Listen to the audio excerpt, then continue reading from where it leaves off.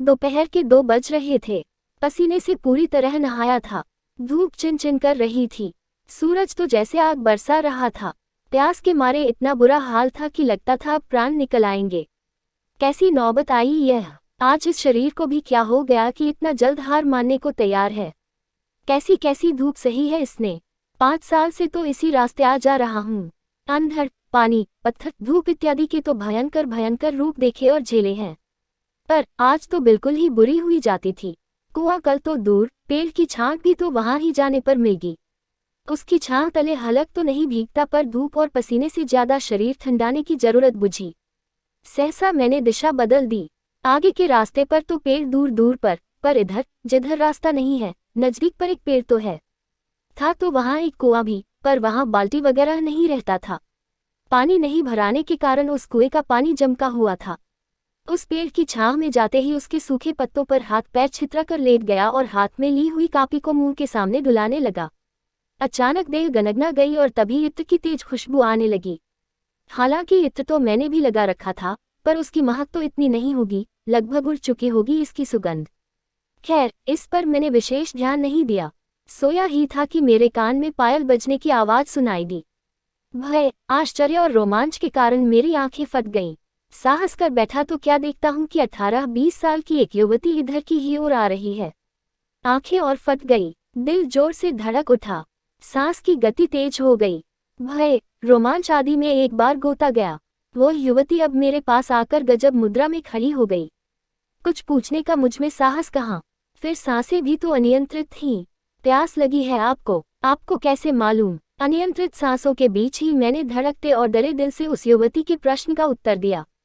यह भी कोई पूछने की बात है? इस तपस में तो हलक हरदम सूखे रहते हैं, फिर यहाँ भूतों की बस्ती, पानी का कोई साधन भी हो नहीं, इसलिए स्वाभाविक रूप से मैंने ऐसा पूछा है। उस युवती ने मुस्कुराकर सहज भाषा में मुझसे मेरी बात का उत्तर दिया। तो क्या पानी का प्रबंध आप कर सकती हैं? सहसा मैं बोल पड़ा, लीजिए पीजिए पानी का, तो क्या आप कहें तो जन्नत का प्रबंध कर दूं। यह क्या? अभी थोड़ी देर पहले तो उसके हाथों में कुछ नहीं था, पर यह थमस कहाँ से आ गया? मैं विस्मित नेत्रों से उसकी तरफ देख भी रहा था कि उसने वह थमस का ढक्कन खोलकर मेरे आगे मुझे पानी पिलाने के लिए झुक गई। मैंने पानी पीने के लिए अंजुलियां बनाकर अपने मुंह के पास रखी। सहसा मेरी आंखों में नशा छाने लगा। उसकी कमीज से झांकती दोनों पुष्ट छातियों पर मेरी नजरें टिक गईं। एक आध घूंट के बाद सारा का सारा पानी नीचे गिरता रहा। कुछ देर के बाद सहसा ध्यान आया कि यह छोटा सा थमस उतना पानी लिए हुए है कि इतनी देर के बाद उसका पानी समाप्त नहीं हो रहा है। इतना सारा पानी जमीन पर भी बहा है। अब मुझे वह लड़की कुछ विचित्र सी लगी। तब मैंने अपने आप को गजब स्थिति में पाया। मैं निष्प्राण सा वहां लेट गया। वह लड़की मेरे बगल में आकर बैठ गई। धीरे धीरे मैं गजब सा होने लगा। मेरी पलकें झपकने लगी और कुछ देर बाद बंद हो गई। मैंने अनुभव किया कि एक सुंदर से कमरे में मखमली सोफे पर उस युवती के साथ सोया होकर रतिक्रिया कर रहा हूँ। बाद में मैं किस प्रकार अपने घर पहुंचा, मुझे अच्छी तरह याद नहीं। मेरी वैसी मनोदशा देखकर घर के लोग थोड़ा चिंतित हुए। मैं उन्हें कुछ भी बता पाने में असमर्थ था। ऐसा सबको कुछ भी बता पाने का साहस ही न होता था। लगता था जैसा वह सब हकीकत में नहीं, स्वप्न में हुआ है। पर मेरे अंदर उस लड़की को लेकर बेचैनी बढ़ने लगी थी। लगता था जैसे उससे प्रेम हो गया है। दूसरे दिन मुझे थका थका देखकर मेरे घरवालों ने मुझे स्कूल जाने से मना किया, पर मैंने जिद की मैं स्कूल जाऊंगा ही, मुझे कुछ नहीं हुआ है। जबकि शरीर में थोड़ी सी ज्यादा थकान थी। विद्यालय जाने के क्रम में जब मैं उस रास्ते के पास पहुंचा तो स्वाभाविक रूप से उस जगह को खींचता चला गया। अब उस जगह से किसी लड़की के गाने की आवाज सुनाई पड़ने लगी। आहा, कैसी मधुर और रमणीक आवाज है। सुनता था कि ऐसा स्वर्गलोक की अप्सराएं गाती हैं, पर वह गाने वाली है कौन और कहाँ से गा रही है? अब मैं उस कुएं के पास पहुंच गया। सहसा आवाज बंद हो गई। मैं इधर उधर गजब मुद्रा में देखने लगा। तभी वह युवती मेरे सामने, कैसा लगा आपको मेरा गाना, के बाद आ गई। पूछा, अरे बहुत अच्छा, आप जितनी सुंदर है उतना अच्छा गाती भी हैं। इतना कहने मेरे माथे पर बल पड़ गई। यह वही तो लड़की है जो कल यहीं मिली थी और उसके साथ मैंने। कुछ सोच रहे हैं आप? शायद कि कल की बातें।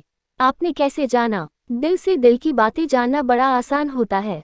इतना कहकर वह गजब मुद्रा में मुस्कुराए। अब मैं कुछ कहना ही चाह रहा था कि घटा की गर्जन ने मेरा ध्यान ऊपर को खींच लिया। देखा आकाश में लगातार बिजलियां चमक रही हैं। घटाएं तेजी से इधर से उधर हो रही है। धूप तो थोड़ी देर पहले बंद ही हो गई थी। साए साए बहती हवा मेरे शरीर को आनंद ही आनंद प्रदान कर रही थी। तभी मैं बारिश का ख्याल करके कह बैठा, लगता है जोरों की बारिश होने वाली है। मुझे घर भागना चाहिए। उसका भय क्यों करते हैं, यहाँ बारिश नहीं होगी। उसके इतना कहने के बाद मूसलाधार बारिश शुरू हो गई। पर यह क्या, इसके चार बीतने की जगह पर एक बूंद भी बारिश का पानी नहीं। आपकी आंखें झपक रही हैं, क्या आप सोना पसंद करेंगे? मैंने सहज रूप से हाथ में सिर हिला दिया, क्योंकि वास्तव में मेरी पलकें भारी हो रही थीं। फिर हैरत का उमड़ा रैला। एक सुंदर सा पलंग कीमती चेकदार चादर से सजा उस जगह था। उसने मेरे हाथ खींचकर उस पलंग पर लिटा दिया और खुद बगल में आकर सो गई। मेरे बालों में हाथों से कंधियां करने लगी तो मस्ती का आलम उमड़ आया मेरे अंदर, और मैं पुनः प्रतिक्रिया में निमग्न हो गया। लगा जैसे मैं सोकर उठा हूँ। वहां न वह लड़की थी, न पलंग। मैं टूटी देर लिए अकेला खड़ा था। धीरे धीरे घर की ओर चल पड़ा, क्योंकि विद्यालय का समय समाप्त हो चुका था। घर आने पर मैंने अपने परिवार के किसी भी सदस्य को वह बात न बताई।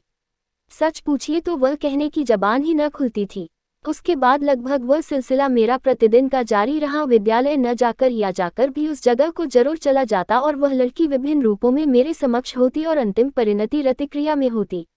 धीरे धीरे मैं कमजोर होता चला गया। मेरी देह पीली पड़ने लगी। तब मुझे घर से विद्यालय मना हो गया। दवा दारू की गई पर कुछ विशेष सुधार न हुआ। जाना 4-5 दिन तो सब ठीक ठाक रहा। फिर अचानक रात को घर में ही अपने बिस्तर पर मैंने उस लड़की को सोया पाया। चिल्लाना चाहा, पर आवाज कहाँ। और फिर वह लड़की रात्रि के तीसरे पहर तक मेरे साथ बिछावन पर सोई रही और इस क्रम में 3 बार उसके साथ सहवास किया। सुबह उठा तो मैं अपने बिस्तर पर अकेला था और देह आज सबसे ज्यादा टूट रही थी। मैं तो गजब भावर में पड़ चुका था, जहां नाव और तट रहते हुए भी सहायता लेने में मैं असमर्थ था। अब प्रतिदिन का यही सिलसिला जारी रहने लगा। रात को सोता तो वह लड़की मेरे साथ मेरे बिछावन पर सोई होती, और जाने अनजाने में उसके साथ संभोग में लिप्त रहता। अब मेरी निर्बलता देखकर मेरे घर में तरह तरह की चर्चाएं होने लगी। आधे से ज्यादा लोग कहते हैं यह मैं गंदी आदतों का शिकार हो गया है, जैसे हस्तमैथुन क्रिया में लिप्त होना या फिर किसी के साथ शारीरिक संबंध बनाए रखना। कुछ लोगों का, खासकर दादी माँ आदि का कहना होता कि मैं किसी प्रेत व्रत के चक्कर में पड़ गया हूँ। अब मुझ पर कड़ी निगरानी रखनी जाने लगी। कहीं बाहर जाने पर मुझे सख्त मनाही हो गई। माँ तो रात को मेरे साथ ही सोने लगी। फिर 3-4 दिन पिछले दिनों की तरह ठीक ठाक रहा, पर एक दिन ऐसा हुआ कि वह लड़की आई और माँ की उपस्थिति में ही मुझे अपनी बाहों में उठाकर कहीं जाने लगी। मैं चिल्लाने क्या, कुछ भी बोलने में असमर्थ था। फिर एक कोने में ले जाकर मेरे साथ उसने अपनी वासना की प्यास बुझाई। कल परसों तरसों अब उसी प्रकार का क्रम जारी रहने लगा। माँ बिछावन पर साथ ही रहती और वह मुझे उठाकर ले जाती और प्रतिक्रिया करवाती। मैं यह तो जरूर जानता कि वह मुझे उठाकर ले जा रही है और वैसा करवा रही है, पर बिछावन पर मैं किस प्रकार लौटकर आता, मुझे चेतना नहीं होती। जब शरीर से बिल्कुल खिन दिखने लगा तो दादी माँ पूरे परिवार पर गरज पड़ी, एक घर के मर्द तो इतने होशियार और काबिल बनते हैं कि हमारी कोई सुनता ही नहीं। बड़े चले हैं नए जमाने के आदमी बनने। क्या तो हम अंधविश्वासी हैं? भूत प्रेत जादू टोना कुछ है ही नहीं। मैं तो बिल्कुल कहती हूँ कि इसे कोई रोग नहीं हुआ है, नहीं यह बुरी आदतों का शिकार है। ओझागुनी से दिखलाओ, अगर वह सब नहीं निकला तो मैं अपनी नाक काट कर रख दूंगी। दादी माँ की इस बात पर माँ, चाची, भाभी सभी खुलकर सामने आ गईं। आपका कहना बिल्कुल ठीक है अम्मा, बउआ को और कुछ नहीं हुआ है, सिर्फ ऊपर झापड़ है। चाची की इस बात पर लगे हाथ भाभी ने अपना पक्ष रखा, ऊपर झापड़ नहीं है तो और क्या है। बुआ जी कितने भले हैं, यह सब हमसे छिपा है। इतना मजाक करती हूँ पर कभी कुछ बोलते हैं, ले जाकर भाग जाएंगे। तो और क्या, अब हमारे घर के महिला वर्ग ने अपनी जीत पाई। बाबूजी, भैया लोगों को भी कुछ कुछ इस प्रकार का संदेह होने लगा। फिर क्या था, एक दिन दादी ने ही अपनी मायके से एक अच्छे ओझा को बुलवा लिया। रात के करीब 9 बज रहे थे। देहात का वातावरण था, इसलिए लगभग सारा गांव सो रहा था। मेरे घर में जागरण इसलिए पड़ा था कि ओझा जी ने अपने मंत्र से इसी समय इलाज करने का मुहूर्त रखा था। ओझा जी ने जो चीजें लिखवाई थी, बाबूजी ने वह सब बाजार से मंगवा ली थी। बच्चे छोड़कर मेरे घर के सभी लोग जाग रहे थे। मुझे कुश की चटाई पर बिठाया गया और ओझा जी ने अपना कार्य शुरू किया। सबसे पहले उन्होंने मेरे ऊपर अक्षत छींटे। अब मेरे साथ क्या हुआ मुझे कुछ पता नहीं।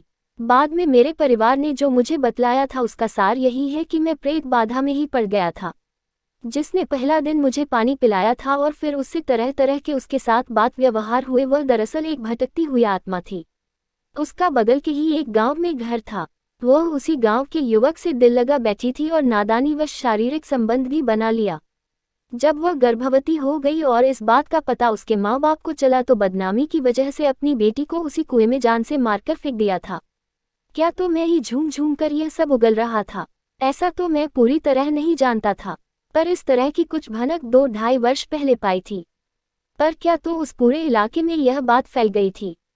पुलिस ने आकर उस लड़की की लाश निकाली थी और बाद में पहचान होने पर उसके माँ बाप और उसके प्रेमी को जेल की हवा भी खानी पड़ी थी। उस दिन के बाद से मुझे न कभी स्वप्न में न कभी हकीकत में उस लड़की के दर्शन हुए। ओझा के झाड़ने के बाद मुझे दवा दारू भी हुई थी। कीमती कीमती विटामिन दवाएं भी खाई पी थी। 2 महीने के अंदर अंदर ही मैं पूरी तरह स्वस्थ हो बैठा था। अब भी मेरे घर में इसके संदर्भ में उसी प्रकार विरोधी मत उठते रहते हैं। एक तो मुझे भूत प्रेत ने ही पकड़ा था, दूसरा कि जिस दिन ओझा जी झाड़ रहे थे उस दिन मेरा भूत नहीं, मेरा मनोरोग बोल रहा था। मैं तो लजालू, संकोची या फिर कुछ इस प्रकार का व्यक्ति हूँ कि जिसके चलते अपने परिवार वालों को कुछ भी बताने में अक्षम हूँ। खैर, धीरे धीरे उसका ख्याल मन से उतरता गया और अब वह सब कुछ तो बिल्कुल भूल गया हूँ। स्वस्थ मन और स्वस्थ शरीर से पढ़ाई लिखाई में लगा हूँ।